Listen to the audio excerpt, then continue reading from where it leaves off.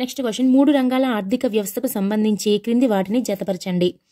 Option 1 గృహరంగ వ్యయము, సంస్థల రంగ వ్యయము, ప్రభుత్వ రంగ వ్యయము, మూలధన మార్కెట్. ఇక్కడ అంటే జతపరచడం ఇచ్చాడు. ఇక్కడ ఆప్షన్ 1 అప్పు ఇచ్చేవారికి తీసుకునే వారికి మధ్య వర్తిత్వం. రెండోది ఏంటి? పన్నులు, పొదుపు, కారకాల ప్రతిఫలాలు. మూడోది ఏంటి? వినియోగము, పొదుపు, పన్నులు. నాలుగోది కారక అలాగే వస్తు సేవలపై వ్యయము, బదిలీ, చెల్లింపులు. రైట్ ఆన్సర్ ఇస్ ఇక్కడ ఆప్షన్ 3. ఆప్షన్ 3 మ్యాచింగ్ అనేది ఒకసారి చూద్దాం. ఇక్కడ గృహరంగ వ్యయము అంటే గృహరంగ వ్యయము అనేది ఖర్చు పెడతారు కదా, అంటే గృహరంగం వ్యయం దేనిపై చేస్తుంది? వస్తు సేవలు కొనడానికి కదా, కన్జంప్షన్, వినియోగం. కొంత ఏం చేస్తారు? పన్నులు. కొంత ఏం చేస్తారు? కొంత ట్యాక్సెస్ కడతారు, కొన్ని పొదుపు చేస్తారనమాట. సో ఆప్షన్ 3 అనేది గృహరంగ వ్యయము. ఆప్షన్ 2 సంస్థల రంగ వ్యయము అనేది పన్నులు కడతారు, పొదుపులు చేస్తారు, కారకాలకి ప్రతిఫలాలు కూడా ఇస్తారు. ఉత్పత్తి కారకాలకి ప్రతిఫలాలు గృహరంగానికి ఇవ్వడం జరుగుతుంది. So option 2. థర్డ్ది ప్రభుత్వ రంగ వ్యయము. ప్రభుత్వ రంగ వ్యయం అన్నప్పుడు ఉత్పత్తి కారకాలకి అలాగే వస్తు సేవలపైన వ్యయం చేస్తారు, బదిలీ చెల్లింపులు కూడా ప్రభుత్వ రంగం ఇవ్వడం జరుగుతుంది. So option 4. ఇక్కడ మూలధన మార్కెట్. మూలధన మార్కెట్ అనేది దాని నుంచి అప్పు తీసుకుంటారు, అంటే అప్పు ఇచ్చేవారికి అప్పు తీసుకునే వారికి మధ్యవర్తిత్వంగా ఉండి ఎవరికి అప్పు కావాలంటే వాళ్ళకి ఇవ్వడము, మళ్ళీ తిరిగి చెల్లించుకోవడం అనేది చేస్తుంది, క్యాపిటల్ మార్కెట్. సో ఇక్కడ option 3 is right answer. Next question జాతీయ ఆదాయము సమిష్టి భావనలో మనం చెప్పాలంటే ఆప్షన్ 1 అన్ని చెల్లింపులు, ఆప్షన్ 2 ఉత్పత్తి అయిన వస్తువుల విలువ మొత్తము, ఆప్షన్ 3 పూర్తి అయిన వస్తు సేవల చెల్లింపులు, ఆప్షన్ 4 మారకం చేసినటువంటి వస్తువుల విలువ. Right answer is option 3. ఇక్కడ ఉత్పత్తి అయిన వస్తువుల విలువల మొత్తం అని సెకండ్ ఆప్షన్ ఇచ్చారు, కానీ వస్తువులు ఒకటే కాదు కదా, మనకి వస్తు సేవలు 2 ఉంటాయి. పూర్తి అయినటువంటి వస్తు సేవలకైనటువంటి ఖర్చు అనమాట ఇది, దాన్ని జాతీయ ఆదాయం అని చెప్పడం జరుగుతుంది. నెక్స్ట్ క్వశ్చన్ జాతీయ ఆదాయము మరియు దేశీయ ఆదాయముల మధ్య వ్యత్యాసం ఏమిటి? జాతీయ ఆదాయము దేశీయ ఆదాయము అనుకున్నప్పుడు మనకి జీడిపి, జిఎన్పి అని మనం చూసినా, లేదా ఎన్డిపి, ఎన్ఎన్పి అని మనం చూసినా, రెండింటికి డిఫరెన్స్ ఏంటి వస్తుంది? నికర విదేశీ కారక ఆదాయం. నికర విదేశీ కారక ఆదాయం అంటే విదేశాల నుంచి నికర ఆదాయం అనమాట. So right answer is option 1. Next question భారతదేశ జాతీయ ఆదాయంలో అతి పెద్ద వాటా కలిగినది ఏది? సేవల రంగమా, వ్యవసాయ రంగమా, పారిశ్రామిక రంగమా, వ్యాపార రంగమా? రైట్ ఆన్సర్ ఈజ్ సేవల రంగం. మనకి సేవల రంగం నుంచే కదా అతి పెద్ద వాటా జాతీయ ఆదాయంలో వస్తుంది. అయితే ఎక్కువ మంది ఆధారపడినటువంటి రంగం అంటే మనకి వ్యవసాయ రంగం అవుతుంది. సో ఇక్కడ మనకి సేవల రంగం అనేది అత్యపెద్ద వాటాను కలిగిందనమాట. 60% కంటే ఎక్కువగా సేవల రంగం మనకి అందిస్తుంది. అగ్రికల్చర్ అనేటప్పటికి 12% వరకు అగ్రికల్చర్, అండ్ పారిశ్రామిక ఇండస్ట్రియల్ సెక్టర్కి వచ్చేటప్పటికి మనకి 15%, మ్యానుఫ్యాక్చరింగ్ రంగం 15% వరకు కూడా మనకి అందిస్తుంది అనమాట. సో సేవల రంగం అనేది అతిపెద్ద వాటాను మనకి అందిస్తుంది జాతీయ ఆదాయంలో. Right answer is option 1. Next question క్రింది వాటిలో ఏది బదిలీ ఖర్చులను తెలియజేస్తుంది? ఆప్షన్ 1 ఉద్యోగులకు చెల్లించే బకాయిలు చెల్లింపులు, ఆప్షన్ 2 వాటాదారులకు చెల్లించే లాభాల చెల్లింపులు, ఆప్షన్ 3 సంస్థలకు చెల్లించే సబ్సిడీలు, ఆప్షన్ 4 పదవి విరమణదారులకు చెల్లించే పెన్షన్లు. మనకి బదిలీ చెల్లింపులు అంటేనే పెన్షన్లు వచ్చేస్తాయి, గుర్తు పెట్టుకోవాలి వెంటనే. సో ఇక right answer is option 4. Next question y = c + i + g + x - m అనేది ఆదాయ వ్యయ సమీకరణంలోని ఆర్థిక వ్యవస్థ మొత్తం పెట్టుబడి దేనికి సమానం అడుగుతున్నారు. Option 1 investment plus government expenditure, option 2 government expenditure plus exports minus imports, option 3 investment plus government expenditure, option 4 investment plus exports minus imports. ఇక్కడ రెండు కూడా ఒకటే ఆప్షన్స్ ఇవ్వడం జరిగింది. సో ఇక్కడ right answer is investment plus government expenditure. ఇక్కడ ఇది మనకి ఎందులో వస్తుంది? 4 సెక్టార్ మోడల్, ఎక్స్పోర్ట్స్ ఇంపోర్ట్స్ ఉన్న 4 సెక్టార్ మోడల్లో మనకి వస్తుంది అనమాట ఈ ఈక్వేషన్ అనేది.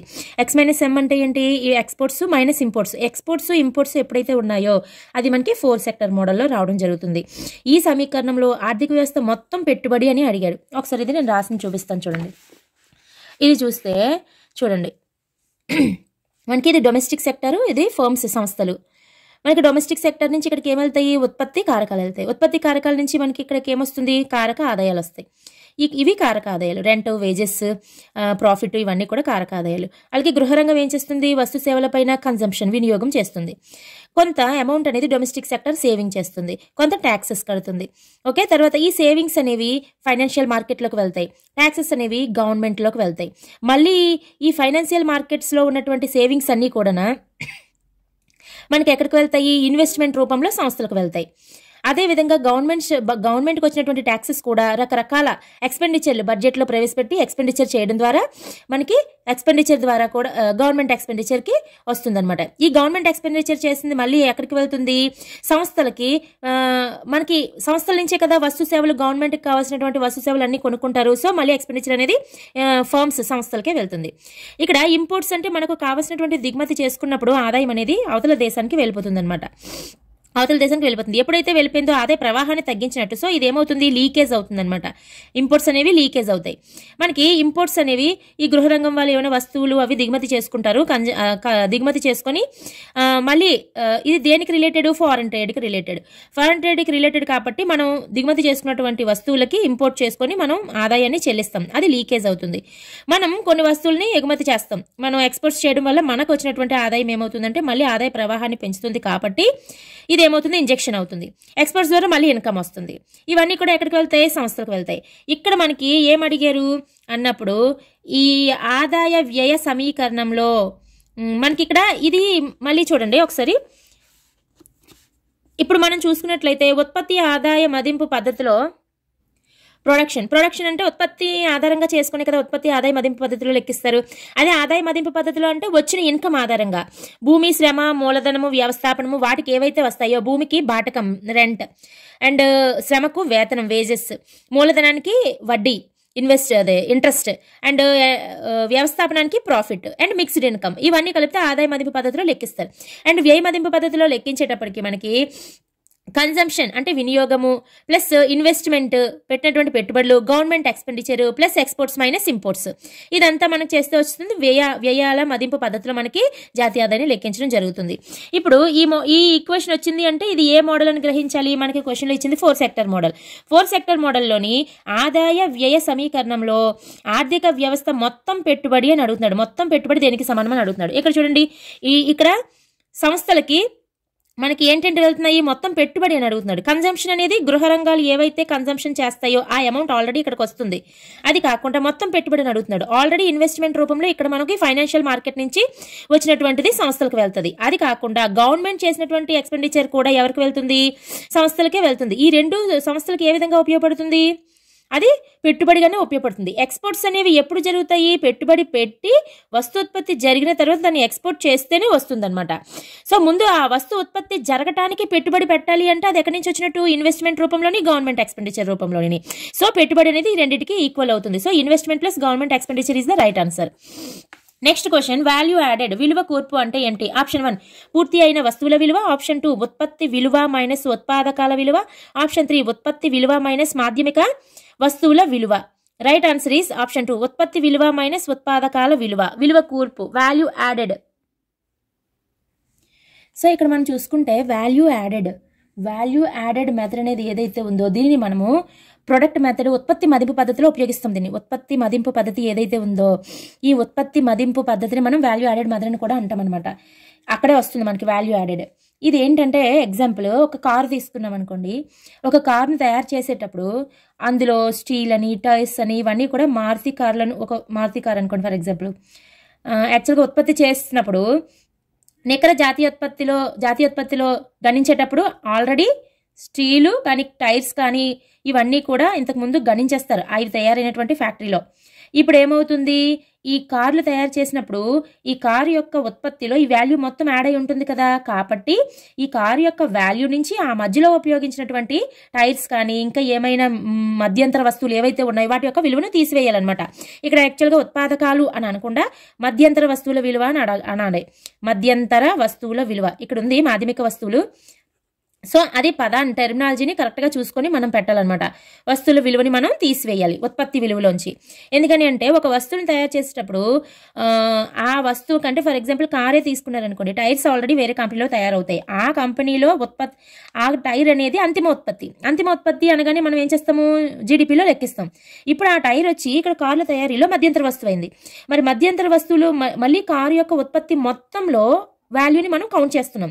అప్పుడు టైర్ అనేది 2 times మనం కౌంట్ చేసినట్టు కదా. ఆల్రెడీ ఉత్పత్తి మదింపు పద్ధతిలో మెయిన్ పాయింట్ ఏంటి, ఒక వస్తువును 2 సార్లు లెక్కించకుండా జాగ్రత్త పడాలి. అందుకే అంతిమ వస్తువునే లెక్కలోకి తీసుకోవాలి, లేదా విలువ చేర్చిన పద్ధతినైనా వాడాలి. అందుకే వాల్యూ యాడెడ్ని వాడతారనమాట. వాల్యూ యాడెడ్ ఎప్పుడైతే వాడారో ఆ వస్తువులో మధ్యలో ఉపయోగించినటువంటి వస్తువులు ఆల్రెడీ జీడిపిలో కౌంట్ అయి ఉంటే ఆ మధ్యంతర వస్తువుల విలువని ఇప్పుడు ఈ ఉత్పత్తిలోంచి తీసివేస్తారనమాట. దాన్ని వాల్యూ యాడెడ్ అంటారు. నెక్స్ట్ క్వశ్చన్, ఉత్పత్తి కారకాల దృష్ట్యా జాతీయ ఆదాయము దేనికి సమానము? ఆప్షన్ 1 మార్కెట్ ధరలలో నికర జాతీయోత్పత్తి మైనస్ పంచిపెట్టబడిన లాభాలు. ఆప్షన్ 2 మార్కెట్ ధరలలో నికర జాతీయోత్పత్తి మైనస్ పరోక్ష పన్నులు ప్లస్ సబ్సిడీలు. ఆప్షన్ 3 మార్కెట్ ధరలలో నికర జాతీయోత్పత్తి మైనస్ కార్పొరేట్ పన్నులు ప్లస్ సబ్సిడీలు. ఆప్షన్ 4 మార్కెట్ ధరలలో నికర జాతీయోత్పత్తి ప్లస్ బదిలీ చెల్లింపులు. Right answer is option 2. ఇక్కడ మనకి ఏమన్నారు, ఉత్పత్తి కారకాల దృష్ట్యా జాతీయ ఆదాయం అంటే జాతీయ ఆదాయం అంటేనే ఎన్ఎన్పి, ఉత్పత్తి కారకాల దృష్ట్యా అంటే ఫ్యాక్టర్ కాస్ట్. ఇది దేనికి సమానం అన్నారు. ఎప్పుడైతే ఫ్యాక్టర్ కాస్ట్ వచ్చిందో ఇక్కడ మార్కెట్ ధరలు వెతుక్కోవాలన్నమాట. మనం మార్కెట్ ధరలు వెతుక్కున్నప్పుడు నికర జాతీయోత్పత్తి అంటే ఏంటి, ఎన్ఎన్పి. జాతీయ ఆదాయం అన్నా ఎన్ఎన్పి వస్తుంది. నికర జాతీయోత్పత్తి, నికర అంటే నెట్, జాతీయోత్పత్తి అంటే national product, NNP market price.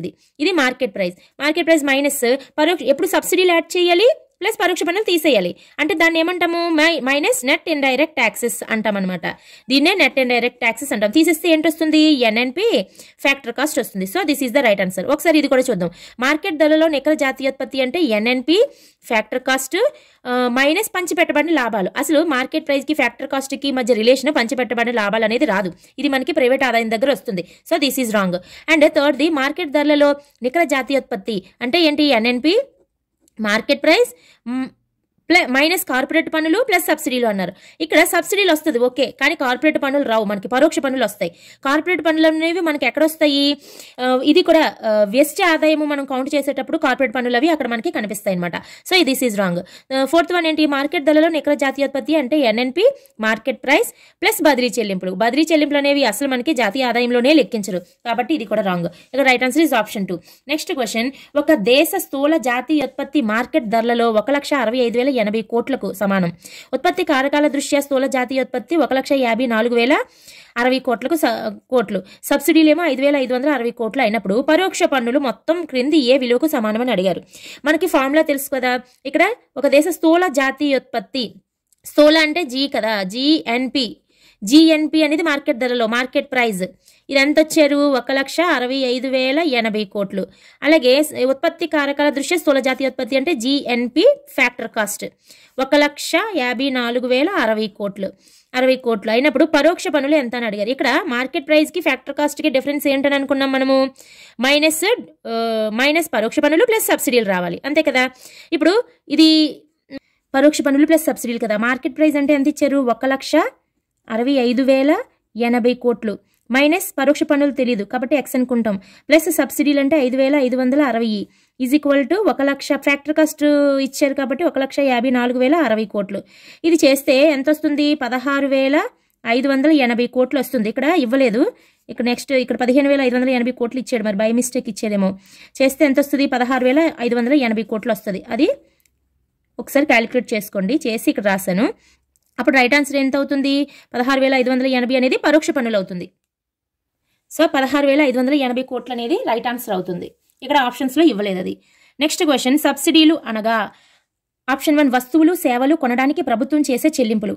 Option 2 ఉత్పత్తి కారకాలకు వ్యాపార రంగాలు చేసే చెల్లింపులు. ఆప్షన్ 3 వాటాదారులు చేసే చెల్లింపులు. ఆప్షన్ 4 వ్యాపార రంగాలకు ప్రభుత్వం చేసే చెల్లింపులు. రైట్ ఆన్సర్ ఈజ్ ఆప్షన్ 2 ఉత్పత్తి కారకాలకు వ్యాపార రంగాలు చేసే చెల్లింపులు సబ్సిడీలు. ఇక రైట్ ఆన్సర్ ఈజ్ ఉత్పత్తి కారకాలకు వ్యాపార రంగాలు చేసే చెల్లింపులు. యాక్చువల్గా ప్రభుత్వాలు వ్యాపార రంగాల వారికి ఇస్తుంది కాబట్టి వ్యాపార రంగాల వారు ఉత్పత్తి కారకాలకు సంబంధించి సబ్సిడీలు అనేవి ఇవ్వడం జరుగుతుంది అనమాట.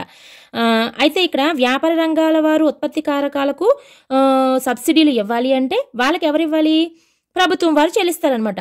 కాబట్టి ఇక్కడ ఇది ఆన్సర్ అవుతుంది, ఇది ఆన్సర్ అవ్వదు. వ్యాపార రంగాలకు ప్రభుత్వం చేసే చెల్లింపులు అనేది అవ్వదు, ఉత్పత్తి కారకాలకు ఇచ్చేవే కాబట్టి కింద లెవెల్లో బేస్ లెవెల్లో చేరేవి మనం చూడాలి, అవే సబ్సిడీల కిందకు వస్తాయి. కాబట్టి ఉత్పత్తి కారకాలకు వ్యాపార రంగాలు చేసే చెల్లింపులు అనేది రైట్ ఆన్సర్ అవుతుంది.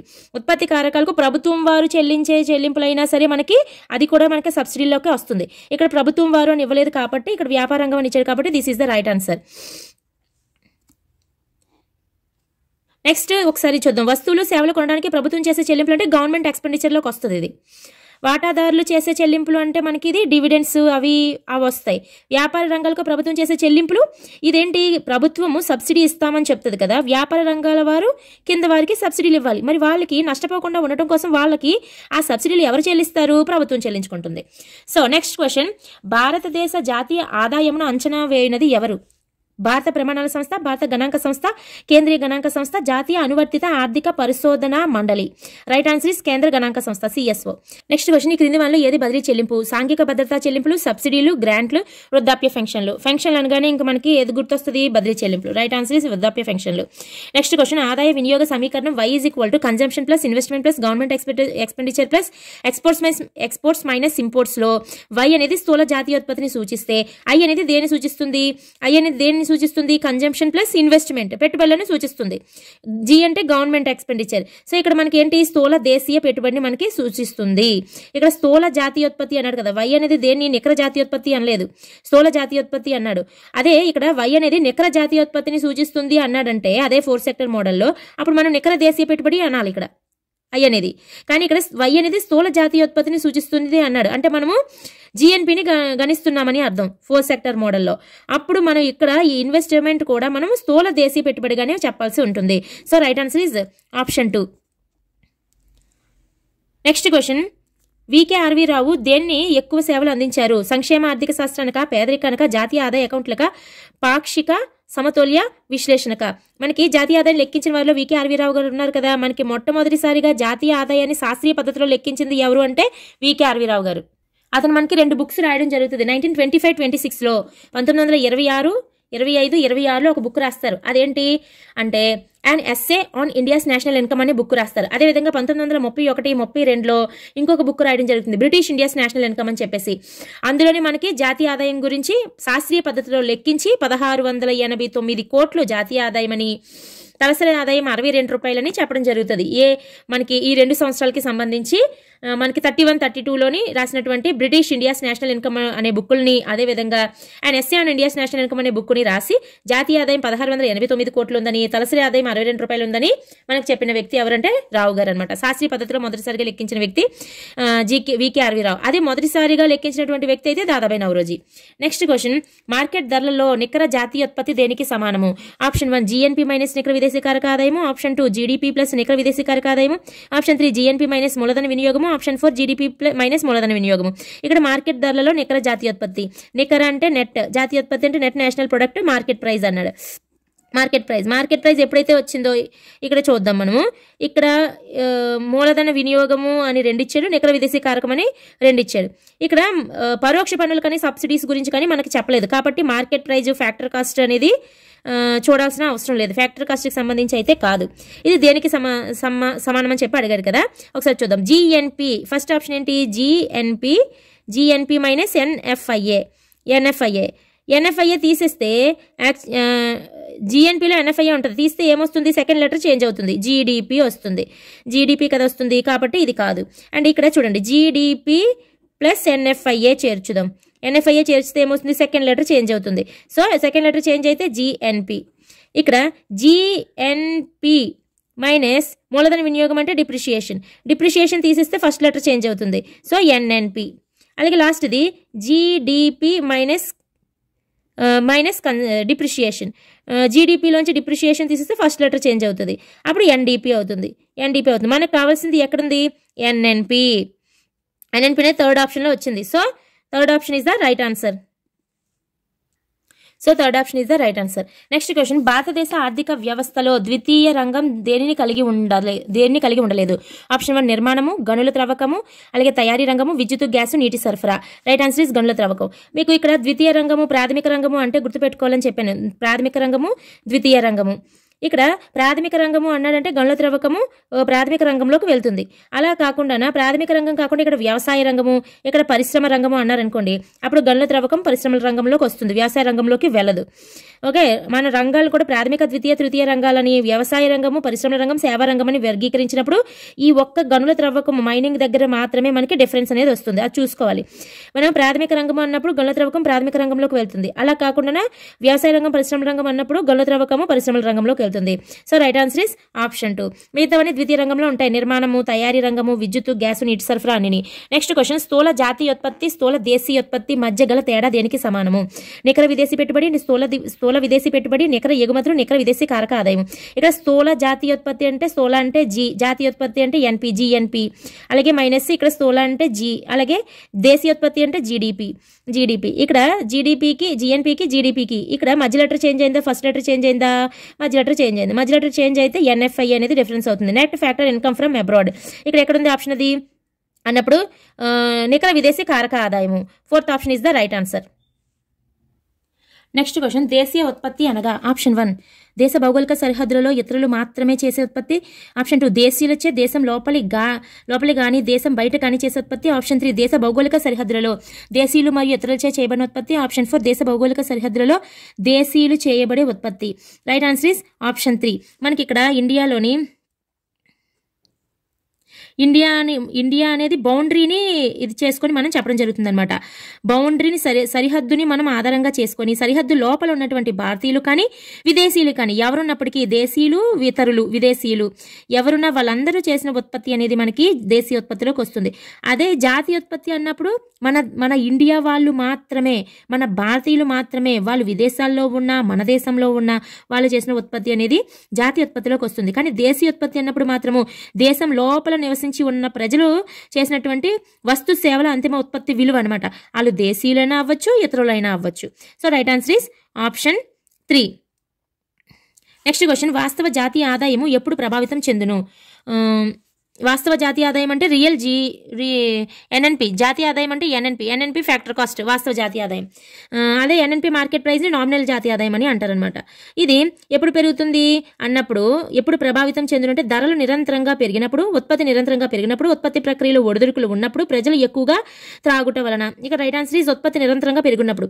మనకి ధరలు నిరంతరంగా పెరగడం వల్ల మనకి జాతీయ ఆదాయం పెరిగింది అనుకోండి, అది రియల్ గా మనకి అభివృద్ధి జరిగినట్టు కాదు కదా, ధరలు పెరగడం వల్ల జరిగింది కాబట్టి దాన్ని అది రైట్ కాదు. అలాగే ఉత్పత్తి నిరంతరంగా పెరిగినప్పుడు, ఉత్పత్తి కంటిన్యూగా పెరిగింది అనుకోండి, ఎప్పుడైతే ప్రొడక్షన్ పెరిగిందో, ప్రొడక్షన్ పెరగడం వల్ల జాతీయ ఆదాయం అనేది పెరుగుతుంది. కాబట్టి this is the right answer. ఇది ప్రభావితం చూపుతుంది. ఉత్పత్తి ప్రక్రియలో ఒడిదుడుకులు ఉన్నప్పుడు ప్రభావితం చూపుతుందా? ఒడిదుడుకులు ఉన్నప్పుడు ఉత్పత్తి ప్రక్రియ అనేది తగ్గే అవకాశం ఉంటుంది. ఎప్పుడైతే తగ్గుతుందో జాతీయ ఆదాయం తగ్గుతుంది. ప్రజలు ఎక్కువగా త్రాగటం వల్ల అనేది ఇది కూడా రాంగ్ ఆన్సర్. సో ఉత్పత్తి నిరంతరంగా పెరిగినప్పుడు right answer. Next question, Dadabhai Naoroji మన దేశంలో మొదటిసారిగా జాతీయ ఆదాయాన్ని అంచనా వేసినప్పుడు జాతీయ తలసరి ఆదాయాలు వరుసగా ఎంత అంచనా వేశారు? మనకి ఆప్షన్ 250 కోట్లు 30 రూపాయలు, 340 కోట్లు 20 రూపాయలు, 240 కోట్లు 25 రూపాయలు, 1680 కోట్లు 62 రూపాయలు. Right answer is option 2. జాతీయ ఆదాయాన్ని 340 కోట్లుగా, తలసరి ఆదాయాన్ని 20 రూపాయలుగా లెక్కించడం జరిగింది. అతను ఏ సంవత్సరానికి లెక్కించారు? 1867, 68 సంవత్సరానికి గాను లెక్కించడం జరిగిందనమాట. ఏ సంవత్సరంలో లెక్కించారు? 1876లో లెక్కించారు. అతను ఏ బుక్ను రాసి అందులో ఇది వివరించారు అంటే poverty in India, poverty of India, in India కాదు, పోవర్టీ ఆఫ్ ఇండియా అనే బుక్ను రాసి అందులో జాతీయ ఆదాయం గురించి వివరించారు. ఏ సంవత్సరానికి గాను? 1867, 68కి. ఏ సంవత్సరంలో లెక్కించారు? 1876లో. ఎంతని? 340 కోట్లేమో జాతీయ ఆదాయం, 20 రూపాయలేమో తలసరి ఆదాయం అని. మన భారతదేశంలో ఫస్ట్ టైం జాతీయ ఆదాయం లెక్కించినటువంటి, వ్యక్తిగతంగా లెక్కించినటువంటి వ్యక్తి ఎవరు అంటే దాదాబాయి నౌరోజీ. నెక్స్ట్ క్వశ్చన్, భారతదేశంలో జాతీయ ఆదాయాన్ని లెక్కించడంలో వస్తున్న ప్రధాన అవరోధం ఏమిటి? ఆప్షన్ 1 అధికంగా జనాభా పెరగడము.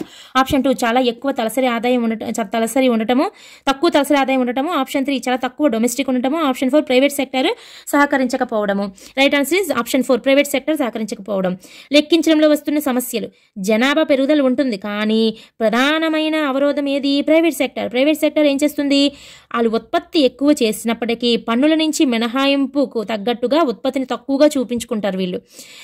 మేము తక్కువగా ప్రొడక్షన్ చేశామని చూపించుకోవడము, తప్పుడు లెక్కలు వేయడము, ఇలాంటివన్నీ చేయడం వల్ల వీళ్ళ దగ్గర నుంచి సరైన సమాచారం అనేది రాదు. అది ఒక ప్రాబ్లం అనమాట. ప్రధానమైన ప్రాబ్లం ఏది అంటే అది ప్రైవేట్ సెక్టర్ సహకరించకపోవడం. నెక్స్ట్ క్వశ్చన్, స్థూల వర్తిత విలువ అంటే అదే గ్రాస్ వాల్యూ యాడెడ్, మనం ఇందాక మాట్లాడాం కదా, అదే వాల్యూ యాడెడ్ లోకి వస్తుంది అనమాట ఇది. ఆప్షన్ 1 స్థూల ఉత్పత్తి విలువ మైనస్ మూలధన వినియోగము. ఆప్షన్ 2 స్థూల ఉత్పత్తి విలువ మైనస్ ఉత్పత్తిలో ఉపయోగించిన ఉత్పత్తి సాధనాల విలువ. ఆప్షన్ 3 స్థూల ఉత్పత్తి విలువ మైనస్ వేతనాలు మైనస్ వడ్డీ. ఆప్షన్ 4 స్థూల ఉత్పత్తి విలువ మైనస్ వేతనాలు ప్లస్ వడ్డీ. Right answer is option 2. మధ్యంతర వస్తువుల విలువ కదా తీసేయాలి గ్రాస్ వాల్యూ యాడెడ్ లోని. ఇది ఎందులోకి వస్తుంది? ఉత్పత్తి మదింపు పద్ధతిలోకి వస్తుంది. ఉత్పత్తి పరంగా మనం ఆదాయాన్ని లెక్కించామంటే అది ఉత్పత్తి మదింపు పద్ధతే. సో స్థూల ఉత్పత్తి విలువను లెక్కించిన తర్వాత ఆ ఉత్పత్తిలో మధ్యంతర వస్తువుల వినియోగము అని చెప్పిన, లేదంటే ఆ ఉత్పత్తిలో ఉపయోగించిన ఉత్పత్తి సాధనాలు ఏవైతే మధ్యలో ఉపయోగించిన సాధనాలు విలువ ఉంటుందో దాన్ని తీసివేస్తే వచ్చేదే స్థూల వర్తిత విలువ, వాల్యూ యాడెడ్ మెథడ్ అని అంటామన్నమాట. ఎందుకని ఇది డబుల్ కౌంటింగ్ని అవాయిడ్ చేయడం కోసం. ఎప్పుడైతే ఒక వస్తువు ముందు ఒక కంపెనీలో లేదంటే ఒక కంపెనీలోని అది అంతిమ ఉత్పత్తి అయినప్పుడు అది జాతీయ ఆదాయంలో ఆల్రెడీ లెక్కించబడుతుంది. మళ్ళీ అదే వస్తువుని తీసుకొచ్చి ఇంకొక వస్తువు ఉత్పత్తిలో మనం ఉపయోగించినప్పుడు ఏమవుతుంది, అది మధ్యంతర వస్తువు అవుతుంది. అంటే ఇక్కడ లెక్కించి అక్కడ లెక్కిస్తే అది ఏమవుతుంది, డబల్ కౌంటింగ్ అవుతుంది. అందుకని డబల్ కౌంటింగ్ని తగ్గించడం కోసమని ఎప్పుడైతే మధ్యంతర వస్తువుగా ఉపయోగించామో ఆ తర్వాత తయారైనటువంటి వస్తువు ఉత్పత్తి విలువలోంచి మధ్యలో ఏవేవైతే వస్తువులు ఉపయోగించామో వాటి యొక్క విలువను తీసివేస్తే వచ్చేదే స్థూలవర్తిత విలువ. So right answer is option 2. Next question, నికర ఎగుమతులు అంటే ఏమిటి? ఆప్షన్ 1 స్థూల ఎగుమతులు మైనస్ తరుగుదల, ఎగుమతులు మైనస్ దిగుమతులు, నికర విదేశీ పెట్టుబడి ప్లస్ దిగుమతులు, కారక వ్యయము ప్లస్ పైన ఇచ్చిన ఆప్షన్ 2 and 3. మనకి ఆన్సర్ ఏమవుతుంది, నికర ఎగుమతులు అంటే ఎక్స్పోర్ట్స్ మైనస్ ఇంపోర్ట్స్. ఇది మనకి 4 సెక్టర్ మోడల్లో వస్తుంది. 4 సెక్టర్ మోడల్లోని ఎక్స్పోర్ట్స్ మైనస్ ఇంపోర్ట్స్ అనేది వస్తుంది అనమాట. సో మనం చేసినటువంటి ఎగుమతుల విలువలోంచి మనం తీసుకున్నటువంటి దిగుమతుల విలువను తీసివేస్తే వచ్చేదే నికర ఎగుమతుల విలువ. ఎప్పుడు మనకి నెగిటివ్ గానే ఉంటుంది, ఎందుకని మన ఎగుమతులు తక్కువగా ఉంటాయి, దిగుమతులు ఎక్కువగా ఉంటాయి కాబట్టి. నెక్స్ట్ క్వశ్చన్, క్రింది వానిలో అంతిమ వస్తు సేవలను పరిగణనలోకి తీసుకునేది ఏది? ఆప్షన్ 1 వ్యయార్హ ఆదాయము, ఆప్షన్ 2 నికర జాతీయోత్పత్తి, ఆప్షన్ 3 జాతీయ ఆదాయము, ఆప్షన్ 4 స్థూల జాతీయోత్పత్తి. రైట్ ఆన్సర్ ఇస్ వ్యయార్హ ఆదాయము. ఇక్కడ ఏంటి, అంతిమ వస్తు సేవలను పరిగణనలోనికి తీసుకునేది ఏది? ఇక్కడ ఏంటన్నారు, మళ్ళీ అంతిమ వస్తు సేవలను పరిగణనలోకి తీసుకునేది అన్నారు. యాక్చువల్గా అంతిమ వస్తు సేవల యొక్క ఉత్పత్తి విలువ అంటే జాతీయ ఆదాయం అవుతుంది. కానీ ఇక్కడ ఇది చాలా చాలా ఇంపార్టెంట్ అనమాట, గుర్తుపెట్టుకోండి. ఎందుకంటే ఇది కొంచెం డెప్త్గానే ఉంటుంది క్వశ్చన్. ఇది అంతిమ వస్తు సేవల యొక్క ఉత్పత్తి విలువ అంటే జాతీయ ఆదాయం అని చెప్తాం. ఇక్కడ అంతిమ వస్తు సేవలను పరిగణనలోకి తీసుకునేది అన్నాడు. అంటే ఇక్కడ ఏంటి వస్తుంది, వ్యయార్హ ఆదాయం వస్తుంది. Right answer. వ్యయార్హ ఆదాయం ఎలాగా అనేది చెప్తాను చూడండి. మనకి వ్యష్టి ఆదాయం ఉంటుంది కదా, వ్యష్టి ఆదాయం అంతా మనం ఖర్చు పెట్టడానికి వీలవుతుందా? అవ్వదు. వ్యష్టి ఆదాయం అంతా ఖర్చు పెట్టడానికి వీలవదు. అందులోంచి మనం ఏం చేస్తాము, ఆదాయ పన్ను, సంపద పన్ను, వృత్తి పన్ను ఇలాంటివన్నీ ట్యాక్సెస్ అనేవి మనం చెల్లించేస్తాం, ట్యాక్సెస్ కడతాం. ఈ ట్యాక్సెస్తో పాటు ఇంకా ఫీజెస్, పెనాల్టీలు ఇలాంటివి ఏమన్నా సరే మనం ఇంకా ప్రభుత్వానికి చేయాల్సిన చెల్లింపులు ఏమంటే అవి కూడా తీసేస్తాం అనమాట. ఇలా తీసివేయగా మిగిలిన భాగమే కదా మనకి ఖర్చు పెట్టడానికి చేతిలో మనకి ఉంటుంది, అది వ్యయార్హ ఆదాయం. ఏవైతే ఇవన్నీ కూడా తీసివేయగా మనకి వ్యష్టి పన్నులు, అదేవిధంగా గవర్నమెంట్కి చెల్లించాల్సినటువంటి రిసిప్ట్స్ ఇవన్నీ కూడా మనం తీసేస్తే వచ్చిందే వ్యయార్హ ఆదాయము. ఈ వ్యయార్హ ఆదాయము ఏదైతే ఉందో అది ఎప్పుడూ కూడా మనకి వ్యష్టి ఆదాయం కంటే తక్కువగానే ఉంటుంది. ఎందుకని అందులోంచి ట్యాక్సెస్, వ్యష్టి పన్నులు అన్నీ తీసేస్తాం కదా. అయితే ఇప్పుడు ఈ వ్యయార్హ ఆదాయం ఏదైతే ఉందో ఈ వ్యయార్హ ఆదాయంలో మళ్ళీ కొంత భాగం ఏం చేస్తాము, వినియోగం చేస్తాం, ఖర్చు పెడతాము, ఇంకొంత భాగం పొదుపు చేసుకుంటాం. అంతే కదా, కొంచెం పొదుపు అయితే చేస్తాం కదా, పొదుపు చేయకుండా ఉండం కదా, మొత్తం అంతా ఖర్చు పెట్టం కదా. ఈ వినియోగము చేస్తాము, పొదుపు చేస్తాం. అందుకే వ్యయార్హ ఆదాయం ఇంకొక రకంగా ఏం చెప్తారంటే వ్యయార్హ ఆదాయము ఈజ్ ఈక్వల్ టు వినియోగము ప్లస్ పొదుపు అని చెప్తారు. వినియోగము ప్లస్ పొదుపు. అందుకే ఇంకా వ్యయార్హ ఆదాయాన్ని ఇంకా ఏమని తెలియజేస్తుంది అంటారు అంటే వస్తు సేవలకు ఉండగల డిమాండ్ అని తెలియజేస్తుంది అంటాం. ఇది వ్యయార్హ ఆదాయాన్ని వస్తు సేవలకు ఉన్న డిమాండ్ను, వస్తు సేవలకు ఉన్నటువంటి డిమాండ్ను తెలియజేస్తుంది అని చెప్తామన్నమాట. ఎందుకని ఈ వ్యయార్హ ఆదాయంలో వినియోగం చేయడానికి వాళ్ళ దగ్గర ఎక్కువగా డబ్బులు ఉన్నట్లయితే ఆ వస్తు సేవల యొక్క డిమాండ్ పెరుగుతుంది. వినియోగం చేయడానికి వాళ్ళ దగ్గర ఉన్నటువంటి డబ్బు తగ్గిపోతే వస్తు సేవల డిమాండ్ అనేది తగ్గిపోతుంది. వీళ్ళ దగ్గర ఉన్నటువంటి వ్యయార్హ ఆదాయంలో పొదుపు చేయగా మిగిలినటువంటి వినియోగానికి ఉంచినటువంటి అమౌంట్ పెరిగే కొద్దీ వస్తు సేవల డిమాండ్ అనేది పెరిగి, ఎప్పుడైతే డిమాండ్ పెరుగుతుందో ఉత్పత్తి పెరగడం వల్ల జాతీయ ఆదాయం అనేది పెరుగుతుంది అనమాట. సో ఇక్కడ ఏమన్నారు, వ్యయార్హ ఆదాయం అంటే వస్తు సేవలు ఏవైతే ఉన్నాయో వాటికి గల డిమాండ్ను కూడా తెలియజేస్తుందని చెప్తారు. వ్యాపారవేత్తలు అయితే కొంతమంది దీని ఆధారంగానే ఈ ఉత్పత్తి కార్యకలాపాలని కూడా అంచనా వేస్తారనమాట. అందుకని ఇక్కడ అంతిమ వస్తు సేవలను పరిగణలోకి తీసుకునేది అంటే మనకి ఎవరు, వ్యయార్హ ఆదాయం రైట్ ఆన్సర్ అవుతుంది. అదే అంతిమ వస్తు సేవల యొక్క ఉత్పత్తి విలువ మొత్తం అంటే జాతీయ ఆదాయం అవుతుంది. So right answer is option 1. Next question, market ధరలలో ఎన్ఎన్పికి ఉత్పత్తి కారకాల దృష్ట్యా ఎన్ఎన్పికి గల తేడా దేనికి సమానము అన్నారు. వ్యష్టి ఆదాయము మైనస్ పంచిపెట్టబడిన లాభాలు, ఆప్షన్ 2 వ్యయార్హ ఆదాయము, ఆప్షన్ 3 ప్రత్యక్ష పన్నులు ప్లస్ బదిలీ ఖర్చులు, ఆప్షన్ 4 సబ్సిడీలను మినహాయించుకొని పరోక్ష పన్నులు. ఇక్కడ మనకి చూద్దాం ఒకసారి. మార్కెట్ ధరలలో ఎన్ఎన్పి అంటే ఎన్ఎన్పి మార్కెట్ ధరలు అంటే market price, NNP market price, ఉత్పత్తి కారకాల దృష్ట్యా ఎన్ఎన్పికి అంటే NNP factor cost, NNP factor cost కి మధ్య తేడా అన్నారు. మార్కెట్ ప్రైస్ కి ఫ్యాక్టర్ కాస్ట్ కి మధ్య తేడా ఏంటి అసలు మనం తెలిసిందే కదా. ఇక్కడ NNP market price minus net indirect taxes తీసిస్తేనే ఎన్ఎన్పి ఫ్యాక్టర్ కాస్ట్ వస్తుంది. ఇక్కడ నెట్ ఇండైరెక్ట్ ట్యాక్సెస్ అనేవి ఎక్కడ ఉన్నాయో మనం చూద్దాం. ఎక్కడున్నాయి? ఇక్కడ వ్యష్టి ఆదాయము అనేది దానికి రిలేటెడ్ కాదు, తీసేయండి. వ్యయ ఆదాయం కూడా రిలేటెడ్ కాదు. మనకి పన్నులు, సబ్సిడీలు ఇవి ఒకటే కనిపించాలి. బదిలీ ఖర్చు అని వచ్చింది, ఇది కూడా కాదు. మిగిలింది ఏంటి? సబ్సిడీలను మినహాయించుకుని పరోక్ష పన్నులు. ఇది రైట్ ఆన్సర్ అవుతుంది అనమాట. ఇది రైట్ ఆన్సర్ అవుతుంది. మనకి ఈ రెండింటి మధ్య తేడా ఏంటి? సబ్సిడీలు మినహాయించుకొని, సబ్సిడీలు ఉంచుకొని పరోక్ష పన్నులు తీసివేస్తే మిగిలిందే మనకి minus indirect taxes plus subsidies చేస్తే మైనస్ నెట్ ఇండైరెక్ట్ ట్యాక్సెస్ అంటాం అనమాట. మార్కెట్ ప్రైస్ నుంచి తీసేస్తే వచ్చింది factor cost. So right answer is option 4. Next question, ఒక దేశ దీర్ఘకాలిక ఆర్థిక వృద్ధిని అధ్యయనం చేయడంలో ఉపయోగించే భావన ఏది? ఆప్షన్ 1 వ్యక్తిగత ఆదాయము, ఆప్షన్ 2 వాస్తవ స్థూల జాతీయోత్పత్తి, ఆప్షన్ 3 నికర జాతీయ ఆదాయము, ఆప్షన్ 4 వ్యయార్హ ఆదాయము. రైట్ ఆన్సర్ ఈజ్ వాస్తవ స్థూల జాతీయోత్పత్తి. ఒక దేశం యొక్క దీర్ఘకాలిక ఆర్థిక వృద్ధిని అధ్యయనం చేయడంలో ఉపయోగిస్తారు. వ్యక్తిగత ఆదాయాన్ని చూస్తామా? చూడము. నికర జాతీయ ఆదాయం అంటే ఏంటి? ఎన్డిపి. నికర జాతీయ ఆదాయం అంటే ఎన్ఎన్పి ఫ్యాక్టర్ కాస్ట్ అవుతుంది. వ్యయార్హ ఆదాయం అనేది అస్సలు చూడము. వ్యక్తిగతంగా కానీ వ్యయార్హ ఆదాయం కానీ మనము ఆర్థిక వృద్ధిని చూడటానికైతే లెక్కించము. ఇక మిగిలినవి ఏంటి? 2 రియల్, ఇక్కడ స్థూల అంటే జిఎన్పి, రియల్ జిఎన్పి, వాస్తవ స్థూల జాతీయోత్పత్తి, అలాగే నికర జాతీయ ఆదాయము. మనము ఇక్కడ నికర జాతీయ ఆదాయం అన్నాం కానీ ఇది మార్కెట్ ప్రైజా లేదంటే ఫ్యాక్టర్ కాస్ట్ అనేది మనం ఇక్కడ మెన్షన్ చేయలేదు. ఎప్పుడు కూడా మనం పర్టికులర్గా ఆర్థిక వృద్ధిని మెన్షన్ చేయాలంటే, మనం దాన్ని అధ్యయనం చేయాలంటే అది జిఎన్పి కావచ్చు, ఎన్ఎన్పి కావచ్చు, కానీ దాన్ని వాస్తవంగా అది రియల్ ఎన్ఎన్పినా రియల్ జిఎన్పినా చూడాలి. వాస్తవ అనే పదం అనేది రావాలి, నామినల్ అనే పదం రాకూడదు. ఇక నికర జాతీయ ఆదాయం అన్నాడు. నికర జాతీయ ఆదాయం ఏంటి? మార్కెట్ ప్రైస్ లో ఉందా, ఫ్యాక్టర్ కాస్ట్ లో ఉందా? మనకి మెన్షన్ చేయలేదు కాబట్టి ఇది ఆన్సర్ అవ్వదు. మనకు కావాల్సింది ఇక్కడ వాస్తవ అనే పదాన్ని ఉపయోగించారు. చూసారా? రియల్. దీన్ని ఆధారంగా చేసుకుని, అంటే వాస్తవ అంటే అర్థం ఏంటి? బేస్ ఇయర్ లో లెక్కించినది అని అర్థం. బేస్ ఇయర్ లో లెక్కించినదే కదా మనం ఆర్థిక వృద్ధిని అధ్యయనం చేయడానికి ఉపయోగిస్తాము.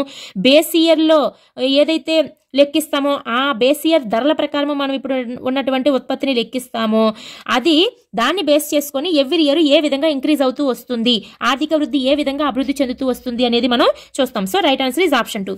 నెక్స్ట్ క్వశ్చన్, మార్కెట్ ధరల్లో నికర జాతీయోత్పత్తి మరియు మార్కెట్ ధరల్లో నికర దేశీయోత్పత్తి మధ్య గల భేదం ఏమిటి? ఇక్కడ మార్కెట్ ధరల్లో నికర జాతీయోత్పత్తి అన్నాడు. నికర జాతీయోత్పత్తి అంటే ఎన్ఎన్పి మార్కెట్ ధరలు అంటే మార్కెట్ ప్రైస్. అలాగే ఇక్కడ మార్కెట్ ధరలలో నికర జాతీయోత్పత్తి, ఇక్కడ డిఫరెన్స్ కొంచెం డిఫరెంట్ గా ఇచ్చాడు చూడండి. మార్కెట్ ధరలలో నికర దేశీయోత్పత్తి అంటే ఎన్డిపి, దేశీయ అని వస్తే డిపి రావాలి, డి అనేది రావాలి. సో ఎన్డిపి ఇక్కడ మార్కెట్ ధరలో మార్కెట్ ప్రైస్. ఈ రెండింటి మధ్య తేడా ఏంటి అని అడుగుతున్నాడు. ఇక్కడ మార్కెట్ ప్రైస్, ఇక్కడ మార్కెట్ ప్రైస్, ఇది మనం చూడాల్సిన అవసరం లేదు. ఇక్కడ మనకి ఎన్ఎన్పి వచ్చింది, ఇక్కడ ఎన్డిపి వచ్చింది. మధ్య లెటర్ చేంజ్ అయిందా, ఫస్ట్ లెటర్ చేంజ్ అయిందా చెక్ చేసుకోవాలి. మధ్య లెటర్ చేంజ్ అయింది కాబట్టి డిఫరెన్స్ ఏంటి వస్తుంది? NFIA, net factor income from abroad అనేది వస్తుంది. ఇక్కడ విదేశీ నికర ఆదాయం అనేది ఎక్కడ ఉన్నది? ఇక్కడ ఆప్షన్ 3 లో ఉన్నది. సో నికర విదేశీ కారక ఆదాయం. This is the right answer. Next question, స్థూల జాతీయోత్పత్తిలో అతి పెద్ద విభాగం ఏమిటి? ఆప్షన్ 1 ప్రభుత్వం చేయు వస్తు సేవల యొక్క కొనుగోలు, ఆప్షన్ 2 వినియోగము, ఆప్షన్ 3 నికర ఎగుమతులు, ఆప్షన్ 4 పెట్టుబడి. స్థూల జాతీయోత్పత్తిలో అతి పెద్ద విభాగం అని అన్నారు. ఆప్షన్ 2 వినియోగం అనేది అవుతుంది. ఫర్ ఎగ్జాంపుల్ ఇక్కడ మనం చూసుకున్నట్లయితే స్థూల జాతీయోత్పత్తి అంటే ఏంటి? స్థూల అంటే జి, జాతీయోత్పత్తి అంటే ఎన్పి, నేషనల్, జాతీయ అంటే ఎన్, నేషనల్ రావాలన్నమాట. సో ఈ జిఎన్పిలో అతి పెద్ద భాగం అన్నాడు. మనం ఏంటంటే చూస్తాము, ఫస్ట్ డొమెస్టిక్ సెక్టర్ నుంచి ఏమొస్తుంది? కన్జంప్షన్ జరుగుతుంది, వినియోగము. అలాగే ఇన్వెస్ట్మెంట్ ఉంటుంది, గవర్నమెంట్ ఎక్స్పెండిచర్ ఉంటుంది, అలాగే ఎక్స్పోర్ట్స్ మైనస్ ఇంపోర్ట్స్ అనేవి ఉంటాయి. ఇప్పుడు మనము ఉత్పత్తి కారకాలకు ఏవైతే డొమెస్టిక్ సెక్టర్ ఉంది, ఇక్కడ ఫర్మ్స్, సంస్థలు ఉన్నాయి. ఈ డొమెస్టిక్ సెక్టర్, ఫర్మ్స్, ఈ డొమెస్టిక్ సెక్టర్ నుంచి వీటికి ఏమవుతుంది? ఉత్పత్తి కారకాలు వెళ్తాయి. ఏంటి? భూమి, శ్రమ, మూలధనము, వ్యవస్థాపనము. మరి ఈ ఫర్మ్స్, సంస్థల నుంచి డొమెస్టిక్ సెక్టర్కి ఏమొస్తుంది? మూలధన ఉత్పత్తి కారక ఆదాయాలు వస్తాయి. బాటకము, వేతనము, వడ్డీ, లాభాలు ఇవి వస్తాయి. అయితే ఇప్పుడు ఈ వచ్చినటువంటి డొమెస్టిక్ సెక్టర్కి ఏవైతే వచ్చాయో ఎక్కువ డొమెస్టిక్ సెక్టర్కే కదా వస్తుంది. ఈ డొమెస్టిక్ సెక్టరే ఉత్పత్తి కారకాలు అందిస్తుంది కాబట్టి ఆదాయం అంతా డొమెస్టిక్ సెక్టర్ దగ్గరే ఉంటుంది. ఈ డొమెస్టిక్ సెక్టర్ కొంత సేవింగ్స్ చేసుకుంటుంది, లేదంటే కొంత ట్యాక్సెస్ కడుతుంది. ఇలా అన్ని కట్టగా కూడా ఎక్కువగా ఎవరి దగ్గర ఉంటుంది? డొమెస్టిక్ సెక్టర్ దగ్గరే ఉంటుంది. ఆ డొమెస్టిక్ సెక్టర్ చేసినటువంటి ఖర్చు అన్నిటిలోకి ఎక్కువగా ఉంటుంది. ప్రభుత్వం చేసే చెల్లింపులు వినియోగం కంటే తక్కువగానే ఉంటుంది. ఎందుకంటే జనాభా ఎక్కువ కదా. జనాభా ఎప్పుడైతే పెరుగుతూ ఉన్నారో డొమెస్టిక్ సెక్టర్ అనేది అది వస్తువులపై చేసే ఖర్చు అనేది ఆటోమేటిక్ గా పెరుగుతుంది. ఎగుమతుల వల్ల రాదు, ప్రభుత్వం చేసే చెల్లింపుల వల్ల రాదు, ఓన్లీ పెట్టుబడి కూడా మనం అంత పెట్టం. కానీ అందరికన్నా ఎక్కువగా ఎవరు మనకి అతిపెద్ద విభాగం అవుతుంది? వినియోగం, కన్జంప్షన్ అనేది, సి అనేది అతిపెద్ద విభాగం అనేది అవుతుంది స్థూల జాతీయోత్పత్తిలో. సో రైట్ ఆన్సర్ ఇస్ వినియోగము. నెక్స్ట్ క్వశ్చన్, భారతదేశంలో జాతీయ ఆదాయాన్ని లెక్కించడానికి ఈ పద్ధతి ఉపయోగించారు. ఆప్షన్ 1 ఉత్పత్తి మదింపు పద్ధతి, ఆప్షన్ 2 విలువ రహిత పద్ధతి, ఆప్షన్ 3 ఆదాయ మదింపు పద్ధతి, ఆప్షన్ 4 వ్యయ మదింపు పద్ధతి. మనకు తెలిసిందే కదా, ఉత్పత్తి మదింపు ఉంది, ఆదాయ మదింపు ఉంది, వ్యయ మదింపు ఉంది. విలువ మదింపు ఉందా? లేదు. So this is the right answer. ఇక్కడ మనం ఉత్పత్తి మదింపు పద్ధతిలో ఏమేమి లెక్కిస్తాము? మనము ప్రాథమిక రంగం అంటే గనుల త్రవ్వకం ఇందులోకి వస్తుంది, గుర్తుపెట్టుకోవాలి. ప్రాథమిక రంగం లెక్కిస్తాము. మ్యానుఫ్యాక్చరింగ్ మ్యానుఫ్యాక్చరింగ్ లో రిజిస్టర్డ్ ఒకటి లెక్కిస్తాం ఉత్పత్తి మదింపులో. అండ్ నిర్మాణ రంగంలో కూడా పట్టణం అర్బన్ మాత్రమే ఉత్పత్తి మదింపు పద్ధతిలో లెక్కిస్తాం. మరి ఆదాయ మదింపు రంగం అంటే మనకి ఏంటొస్తుంది? మ్యానుఫ్యాక్చరింగ్ లో అన్రిజిస్టర్డ్ వస్తుంది. అన్రిజిస్టర్డ్ ఆదాయ మదింపు పద్ధతిలో మనం లెక్కిస్తాం. అలాగే విద్యుత్తు, గ్యాస్, నీటి సరఫరా ఇవి కూడా. తృతీయ రంగం ఉంటుంది కదా, సర్వీస్ సెక్టర్. ఆ తృతీయ రంగం అంతా కూడా మనము ఆదాయ మదింపు పద్ధతిలోనే లెక్కిస్తాం. అందులో రవాణా వస్తుంది, కమ్యూనికేషన్స్ వస్తాయి, వర్తకం ట్రేడ్ వస్తుంది, అండ్ బ్యాంకింగ్ వస్తుంది, ప్రభుత్వ సేవలు అన్ని వస్తాయి. మరి వ్యయ మదింపు పద్ధతిలో ఏంటుంది? ఒకే ఒక్కటి, అది నిర్మాణ రంగంలో గ్రామాలలో, పట్టణాల్లో మనము ఉత్పత్తి మదింపు పద్ధతిలో లెక్కిస్తాము, గ్రామాలలో వ్యయ మదింపు పద్ధతిలో మనం లెక్కిస్తాం. నిర్మాణ రంగం, గ్రామాలలో వ్యయ మదింపు పద్ధతి. సో ఇది గుర్తుపెట్టుకోవాలి. విలువ రహిత పద్ధతి అనేది మనకు ఉండదు. So this is the right answer. Next question, వైయక్తిక ఆదాయము అంటే ఏంటి? ఆప్షన్ 1 ఉత్పత్తి కారకాల దృష్ట్యా జాతీయ ఆదాయము ప్లస్ పరోక్ష పన్నులు, ఉత్పత్తి కారకాల దృష్ట్యా జాతీయ ఆదాయము ప్లస్ పెన్షన్లు, ఉత్పత్తి కారకాల దృష్ట్యా జాతీయ ఆదాయము మైనస్ పంచిపెట్టబడిన లాభాలు ప్లస్ సాంఘిక భద్రతా చెల్లింపులు, ఉత్పత్తి కారకాల దృష్ట్యా జాతీయ ఆదాయము మైనస్ పంచిపెట్టబడిన లాభాలు మైనస్ సాంఘిక భద్రతా చెల్లింపులు ప్లస్ బదిలీ చెల్లింపులు. రైట్ ఆన్సర్ ఇస్ ఆప్షన్ 4 వైయక్తిక ఆదాయం అంటే ఉత్పత్తి కారకాల దృష్ట్యా జాతీయ ఆదాయం అంటే ఎన్ఎన్పి ఉత్పత్తి కారకాల దృష్ట్యా అంటే factor cost, NNP factor cost minus undistributed profit అంటే పంచిపెట్టబడిన లాభాలు, అన్డిస్ట్రిబ్యూటెడ్ ప్రాఫిట్ మైనస్ సాంఘిక భద్రతా చెల్లింపులు అంటే ఆఫ్ ఎంప్లాయీస్ లోకి వస్తుంది అనమాట. అంటే ఫర్ ఎగ్జాంపుల్ వాళ్ళకి ఆల్రెడీ ద్రవ్య రూపంలో వేతనాలు ఇస్తారు, వస్తు రూపంలో కూడా అందించే పరిహారం ఉంటుంది. ఆ ద్రవ్య రూపంలో ఇచ్చేవంటే జీతం ఉంటుంది, డిఏ ఉంటుంది, హెచ్ఆర్ఏలు, బోనస్లు, కమిషన్లు ఇవి ఉంటాయి. అలాగే వస్తు రూపంలో ఇచ్చేవైతే ఉచిత గృహం కానీ, వైద్యం కానీ, యూనిఫామ్ కానీ, ఫుడ్ కానీ, విద్య కానీ, అండ్ వాళ్ళకి ట్రాన్స్పోర్ట్ ఫెసిలిటీ కానీ, వడ్డీ లేకుండా రుణ సదుపాయం కల్పించడం కానీ, ఇవన్నీ సాంఘిక భద్రతా చెల్లింపుల్లోకి వస్తాయి అనమాట. ఇవి ప్లస్ బదిలీ చెల్లింపులు యాడ్ చేస్తే మనకి వైయక్తిక ఆదాయం వస్తుంది. ఇక్కడ మీకు చిన్న క్లారిఫికేషన్ ఇస్తాను. వైయక్తిక ఆదాయం అన్న వ్యష్టి ఆదాయం అన్న ఒకటే, వ్యష్టి ఆదాయం అన్నా వైయక్తిక ఆదాయం అన్నా మనకి ఒకటే. అయితే మనము మరి వ్యష్టి ఆదాయం ఫార్ములా ఇలా అసలు మనం చూడలేదు కదా, ఇదేంటి కొత్తగా ఉంది అని అనుకోవచ్చు. వ్యష్టి ఆదాయాన్ని ప్రైవేట్ ఆదాయం నుంచి మనం ఫార్ములా చూసాం, కానీ జాతీయ ఆదాయం నుంచి ఫార్ములా చూడలేదు. ఇది జాతీయ ఆదాయం. నాలుగిట్లో కూడా చూడండి, మనం వ్యష్టి ఆదాయం పొందాలి అంటే యాక్చువల్గా మనకి ప్రైవేట్ ఆదాయం అని ఫార్ములాలో ఉండాలి. ఎక్కడైనా ప్రైవేట్ ఆదాయం అని ఉందా? లేదు. అన్నిట్లోనే జాతీయ ఆదాయం అని ఉంది. అంటే వ్యష్టి ఆదాయం జాతీయ ఆదాయం నుంచి ఏ విధంగా పొందవచ్చు అనే ఫార్ములాని మనం చూడాలన్నమాట. 2 ఫార్ములాస్ ఉంటాయి. మనం ప్రైవేట్ ఆదాయం పరంగా అయితే ప్రైవేట్ ఇన్కమ్ లోంచి పంచి పెట్టబడిన లాభాలు ఏవైతే అన్డిస్ట్రిబ్యూటెడ్ ప్రాఫిట్ ఉంటాయో అది తీసేయాలి, మైనస్ కార్పొరేషన్ ట్యాక్సెస్ తీసేయాలి, minus returned earnings of foreign companies పొందినటువంటి లాభాలు ఏవైతే ఉంటాయో ఆ ఫారెన్ కంపెనీస్ యొక్క లాభాలు కూడా తీసివేయాలి. తీసేస్తే మనకి ఏంటి వస్తుంది? వ్యష్టి ఆదాయం వస్తుంది. ఇది దేని ఆధారంగా? ప్రైవేట్ ఇన్కమ్ ఆధారంగా ఫార్ములా. మరి జాతీయ ఆదాయం నుంచి ప్రైవేట్ ఇన్కమ్ ని ఏ విధంగా పొందవచ్చు ఆ ఫార్ములా కూడా మనం చూడాలి. ఆ ఫార్ములా ఏంటి? డైరెక్ట్ గా national income minus corporate taxes. Formula ఏంటంటే corporation taxes minus undistributed profit, అదేవిధంగా మైనస్ సాంఘిక భద్రతా చెల్లింపులు అండ్ ప్లస్ బదిలీ చెల్లింపులు చేస్తే మనకి ఏంటొస్తుంది? వైయక్తిక ఆదాయం అనేది వస్తుంది, వ్యష్టి ఆదాయం. అయితే ఇక్కడ కార్పొరేట్ ట్యాక్సెస్ అనేది మనకి ఇవ్వలేదు, అది మనం పెట్టాలి. ఇదే రైట్ ఆన్సర్. ఎందుకంటే మిగతా వాటికన్నా ఇక్కడే ఉన్నాయి మనకి. ఇక్కడ చూసుకుంటే మొత్తం బదిలీ చెల్లింపులు కానీ, సాంఘిక భద్రతా చెల్లింపులు కానీ అన్నీ ఉన్నాయి. కానీ ఇక్కడ ఒకటి మిస్ అయింది. ఏంటి? మైనస్ కార్పొరేషన్ ట్యాక్సెస్ అనేది మిస్ అయింది. అది యాడ్ చేసుకోండి. అది యాడ్ చేసుకుంటే ఫార్ములా సరిపోతుంది. ఇక్కడ ఏంటి? ఉత్పత్తి కారకాల దృష్ట్యా జాతీయ ఆదాయంలోంచి కార్పొరేషన్ ట్యాక్సెస్ తీసేయాలి, మైనస్ పంచిపెట్టబడిన లాభాలు తీయాలి, మైనస్ సాంఘిక భద్రతా చెల్లింపులు తీయాలి, ప్లస్ బదిలీ చెల్లింపులు చేర్చాలి. చేరిస్తే వచ్చేదే వ్యష్టి ఆదాయము. This is the right answer. అంటే వైయక్తికాన్ని ఇచ్చాడంటే, వైయక్తిక అంటే ఇండివిజువల్ గా, అది ఒక గృహం కావచ్చు, ఒక వ్యక్తి కావచ్చు, ఇండివిజువల్ గా పొందేటువంటి ఆదాయమే వైయక్తిక ఆదాయం. అదే వ్యష్టి ఆదాయం. వ్యయార్హ ఆదాయం అంటే వాళ్ళకు వచ్చినటువంటి ఆదాయంలో అన్ని రకాల చెల్లింపులు, ట్యాక్సెస్ పోగా మిగిలింది ఖర్చు పెట్టడానికి తమ దగ్గర ఉన్నటువంటి ఆదాయం అనేది వ్యయార్హ ఆదాయం అవుతుంది. So 4th option is the right answer. Next question, భారతదేశ జాతీయ ఆదాయంలో అతి పెద్ద భాగం కాని అంశం ఏంటి? ఆప్షన్ 1 స్థూల దేశీయోత్పత్తి, ఆప్షన్ 2 గృహరంగ వినియోగము, ఆప్షన్ 3 ప్రభుత్వం వస్తువులు మరియు సేవలపై చేసే వ్యయము, ఆప్షన్ 4 నికర విదేశీ పెట్టుబడి. రైట్ ఆన్సర్ ఇస్ ఆప్షన్ 2 గృహరంగ వినియోగం. అదే అతి పెద్ద భాగం లేదా అంశం అంటే అతిపెద్ద అంశం ఏది, అతిపెద్ద ఆల్రెడీ రిపీటెడ్ బిట్, మనకు అవసరం లేదు ఇంకా. నెక్స్ట్ క్వశ్చన్, ఈ క్రింది వాణిలో ఏది తప్పు ఏది ఒప్పు? నెక్స్ట్ క్వశ్చన్, ఈ క్రింది వానిలో ఏది ఒప్పు? ఆప్షన్ నికర జాతీయ ఉత్పత్తిలో తరుగుదల ఉంటుంది, వైయక్తిక ఆదాయంలో పంచిపెట్టబడిన లాభాలు ఉంటాయి, వ్యయార్హ ఆదాయంలో వైయక్తికమైన పన్నులు ఉంటాయి, నికర ఆర్థిక శ్రేయస్సులో తీరిక ఉంటుంది, తీరిక ఉంటుంది. రైట్ ఆన్సర్ ఈజ్ ఆప్షన్ 4, నికర ఆర్థిక శ్రేయస్సులో తీరిక అనేది ఉంటుంది.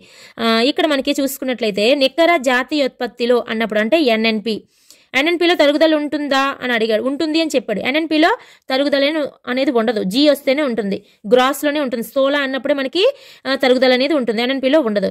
So first option is wrong. సెకండ్ది, వైయక్తిక ఆదాయంలో పంచిపెట్టబడిన లాభాలు అనేవి ఉంటాయి. వైయక్తిక అంటే వెస్టి ఆదాయం, వైయక్తిక అంటే ఏంటి? వెస్టి ఆదాయం. పంచిపెట్టబడిన లాభాలు ఎందులో ఉంటాయి? ప్రైవేట్ ఆదాయంలో ఉంటాయి. ఇవి ఎందులో ఉంటాయి? ప్రైవేట్ ఆదాయంలో ఉంటాయి, ప్రైవేట్ ఇన్కమ్లో. అంతేకాని వైయక్తిక ఆదాయంలో ఉండవు. ఈ ప్రైవేట్ ఆదాయం నుంచి ఇవన్నీ తీసిస్తేనే వైయక్తిక ఆదాయం వస్తుంది. So this is also wrong. వ్యయార్హ ఆదాయంలో వైయక్తికమైన పన్నులు ఉంటాయి, అంటే ఈ వెస్టి పన్నులు వ్యయార్హ ఆదాయంలో ఉంటాయని చెప్తున్నారు. వెస్టి పన్నుల ఏవైతే వ్యష్టి ఆదాయం వస్తుందో ఆ వ్యష్టి ఆదాయం నుంచి వ్యష్టి పన్నులు తీసేస్తేనే వ్యయార్హ ఆదాయం వస్తుంది. సో ఇక్కడ వ్యయార్హ ఆదాయంలో డైరెక్ట్గా ఈ పన్నులు అనేవి ఉండవు. So 3 also wrong. నికర ఆర్థిక శ్రేయస్సులో తీరిక ఉంటుంది. This is the right answer. So మనం ఇక్కడ చూసుకున్నట్లయితే ఏది ఒప్పు అన్నారు కదా, ఇక్కడ నికర ఆర్థిక శ్రేయస్సులో తీరిక అనేది ఉంటుంది. తీరిక అంటే ఏంటి? విశ్రాంతి సమయం అని ఉంటుంది. యాక్చువల్గా ఈ బిట్టు ఈ నేషనల్ ఇన్కమ్లో రాదు, గ్రోత్ అండ్ డెవలప్మెంట్లో వస్తుంది అనమాట. అందులో ఆర్థిక సంక్షేమ సూచి అని చెప్పేసి ఒకటి ఉంటుంది, ఆర్థిక సంక్షేమ సూచి. ఈ ఆర్థిక సంక్షేమ సూచి అనేది మనకి ఆర్థిక అభివృద్ధిని ఆర్థిక సంక్షేమ పెరుగుదలగా కొంతమంది చెప్తారు. మన ఏదైతే ఎకనామిక్ డెవలప్మెంట్ జరుగుతుందో అదే ఆర్థిక సంక్షేమ పెరుగుదల అని కూడా చెప్తారనమాట. యాక్చువల్గా దీన్ని ఎవరు రూపొందించారంటే ఈ ఆర్థిక సంక్షేమ సూచిని విలియం సర్జన్స్, జేమ్స్ టోబిన్ అనే వ్యక్తులు ఈ ఆర్థిక సంక్షేమ సూచిని రూపొందిస్తారనమాట. అయితే దానికి నికర ఆర్థిక సంక్షేమంగా పేరు మార్చింది అయితే పాల్ శామ్యుల్సన్. అది వచ్చినప్పుడు టాపిక్ చూద్దాం. అయితే ఇక్కడ ఏమవుతుందంటే ఆర్థిక అభివృద్ధి జరిగినప్పుడు పట్టణీకరణ జరుగుతుంది, అర్బనైజేషన్ జరుగుతుంది కదా, దానివల్ల ఏమవుతుంది? వాటి వల్ల కాలుష్యాలు ఏర్పడతాయి. సో ఏమవుతుంది? కాలుష్యాలు వంటి అనేక అసౌకర్యాల వల్ల తలసరి నికర ఆర్థిక సంక్షేమం ఏమవుతుంది? తగ్గిపోతుంది. దానివల్ల ఎప్పుడైనా కూడా ఆర్థిక సంక్షేమం అనేది ఏ విధంగా చూస్తామంటే జాతీయ ఆదాయానికి విశ్రాంతి సమయం విలువను, గృహిణి సేవలను కలిపిన తర్వాత పట్టణీకరణ కాలుష్యం వల్ల ఏవైతే ఖర్చులు చేస్తున్నామో అంటే అది జాతీయ ఆదాయంలోంచి తగ్గించాలన్నమాట. అంటే ఇప్పుడు కాలుష్య నివారణకు, నియంత్రణకు మనము కొంతమేర జాతీయ ఆదాయాన్ని కేటాయిస్తాం కదా, ఆ కేటాయించేది దేనికోసం కేటాయిస్తున్నా? అసలు కాలుష్యం ఎందువల్ల వస్తుంది? ఇటువంటి ఎకనామిక్ డెవలప్మెంట్ యాక్టివిటీస్ వల్లే కదా కాలుష్యం వస్తుంది. సో ఇటువంటి కాలుష్యం వస్తున్నప్పుడు ఆ కాలుష్యాన్ని తగ్గించడానికి బడ్జెట్లో కొంత అమౌంట్ అనేది కేటాయిస్తారు. మరి అలా కేటాయించినప్పుడు దాన్ని ఏం చేయాలి? తీసివేయాలి కదా. అంటే మనం ఏదైతే ఎకనామిక్ డెవలప్మెంట్లో జాతీయ ఆదాయంగా పెరిగిందో అందులో కొంత అమౌంట్ ఈ పర్యావరణ క్షీణతకు గాను మనం కేటాయిస్తున్నప్పుడు దాన్ని మినహాయించాలి. సో అది తీసివేయాలన్నమాట. యాక్చువల్గా ఏంటి, డెవలప్డ్ కంట్రీస్లో ప్రజలు తక్కువ సమయమే పనిచేస్తారు, ఎక్కువ సమయం పనిచేయరు, కానీ ఎక్కువ విశ్రాంతి తీసుకుంటారు. ఎప్పుడైతే తక్కువ పనిచేసి ఎక్కువ విశ్రాంతి తీసుకున్నారో వాళ్ళకి నేషనల్ ఇన్కమ్ తగ్గినా కానీ సంక్షేమం ఎక్కువగా ఉంటుంది, నికర ఆర్థిక సంక్షేమం అనేది పెరుగుతుంది అనమాట. చేయాలి. సో ధనిక దేశాల్లోని ప్రజలు తక్కువ సమయం పనిచేసినా సరే ఎక్కువ విశ్రాంతిని తీసుకుంటారు. ఇప్పుడు మనం ఏం చేయాలంటే ఈ నికర ఆర్థిక శ్రేయస్సు అనేది ఈ నికర ఆర్థిక సంక్షేమం, నికర ఆర్థిక శ్రేయస్సు అన్న ఒకటే. ఇందులో ఏంటంటే ఉంటాయంటే స్థూల జాతీయోత్పత్తి. ఏ స్థూల జాతీయోత్పత్తి? వాస్తవ, రియల్ అనమాట. జాతీయోత్పత్తి స్థూల జాతీయోత్పత్తి రియల్ జిఎన్పి ప్లస్ విశ్రాంతి సమయాన్ని యాడ్ చేయాలి, ప్లస్ మార్కెటేతర కార్యకలాపాలు, అలాగే పర్యావరణ కాలుష్యానికి అయ్యే వ్యయం ఏం చేయాలి? తీసివేయాలి. అలా చేస్తే వచ్చిన నికర ఆర్థిక శ్రేయస్సు. మరి ఇక్కడ తీరిక అంటే ఏంటి? లైజర్ అంటే విశ్రాంతి సమయం ఇందులో ఉంది కదా. So this is the right answer. ఇలాంటి బిట్ ఇంకొక బిట్ మీకు ఇప్పుడు ఎక్స్ప్లెయిన్ చేస్తాను. ఇక్కడ చూడండి బిట్టు, నికర ఆర్థిక శ్రేయస్సు దేనికి సమానము? ఆప్షన్ 1 ఎన్ఎన్పి ప్లస్ మార్కెటేతర వ్యవహారాలు ప్లస్ విశ్రాంతి విలువ, ఎన్ఎన్పి ప్లస్ మార్కెట్ చేయబడని వ్యవహారాలు ప్లస్ విశ్రాంతి విలువ మైనస్ అవాంఛనీయ సేవలు, ఎన్ఎన్పి ప్లస్ మార్కెట్ చేయబడిన వ్యవహారాలు ప్లస్ విశ్రాంతి విలువ మైనస్ అవాంఛనీయ సేవలు మైనస్ ఆర్థిక అభివృద్ధి వ్యవహారాలు ప్లస్ సౌకర్యాలు. ఇక్కడ మనకు ఆన్సర్ ఏమవుతుంది? ఆప్షన్ 3 అవుతుంది. ఎన్ఎన్పి వాస్తవ స్థూల జాతీయోత్పత్తి అన్న ఎన్ఎన్పి అన్నా కూడా మనకి ఒకటే. సో ఇది ప్లస్ మార్కెటేతర కార్యకలాపాలు అంటే ఇక్కడ మార్కెట్ చేయబడని వ్యవహారాలన్నా మార్కెటేతర కార్యకలాపాలన్నా ఒకటే.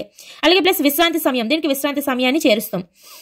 మైనస్ ఆర్థిక అభివృద్ధి వ్యవహారాలు మరియు సౌకర్యాలు అంటే ఇక్కడ మైనస్ అవాంఛనీయ సేవలు. పర్యావరణానికి ఏవైతే కాలుష్యాలు కలుగుతాయో, వాతావరణంలో మార్పులు కలుగుతాయో వాటికి బడ్జెట్లో మనం కేటాయించినటువంటి విలువలు, మనం ఖర్చుకు ఏవైతే కేటాయిస్తున్నామో ఆ విలువలను తీసివేయగా వచ్చినటువంటిది మనకి నికర ఆర్థిక శ్రేయస్సు అవుతుందన్నమాట. సో దేనికి సమానం అన్నప్పుడు ఇక్కడ వస్తుంది.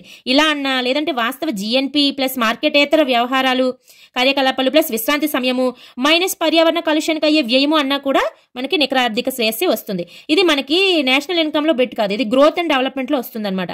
అంటే అభివృద్ధి చెందుతున్నప్పుడు ఆర్థిక అభివృద్ధితో పాటు దేశం ఏ విధంగా కాలుష్యానికి గురవుతుంది, పర్యావరణ క్షీణతకు గురవుతుంది అని తెలుసుకోవడం కోసం అని చెప్పేసి అక్కడ వస్తుంది నికర ఆర్థిక శ్రేయస్సు. దీన్ని డెవలప్ చేసింది విలియం సర్జన్స్, జేమ్స్ టాబిన్. సో ఇక్కడ third option is the right answer. Next question, ప్రస్తుత ధరల్లో జాతీయ ఆదాయము. ఆప్షన్ 1 స్థిర ధరల్లో వస్తువులు సేవల విలువ, ఆప్షన్ 2 మారుతున్న ధరల్లో వస్తు సేవల విలువ, ఆప్షన్ 3 సున్నా ధరల్లో వస్తు సేవల విలువ, ఆప్షన్ 4 ఆధార సంవత్సర వ్యయంలో NNC. Right answer is option 2 మారుతున్న ధరల్లో వస్తు సేవల విలువ. ప్రస్తుత ధరలు అంటే ఏంటి? Current prices.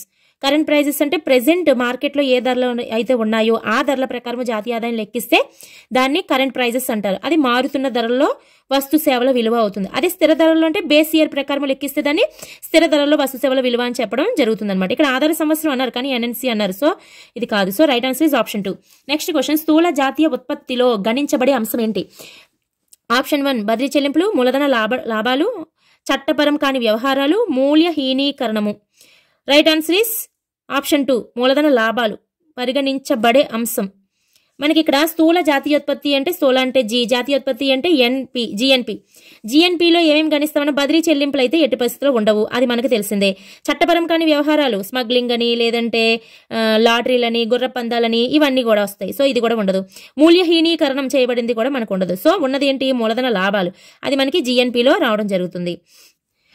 స్థూల జాతీయ ఉత్పత్తి అంచనాలలో క్రింది వానిలో పరిగణించబడనిది ఏది? ఆప్షన్ 1 ఇంటర్మీడియట్ వస్తువులు, ఆప్షన్ 2 ఇన్వెంటరీ పెట్టుబడి, ఆప్షన్ 3 వస్తువుల ఉత్పత్తి, ఆప్షన్ 4 ప్రస్తుతం ఉత్పత్తి చేయు మూలధన వస్తువులు.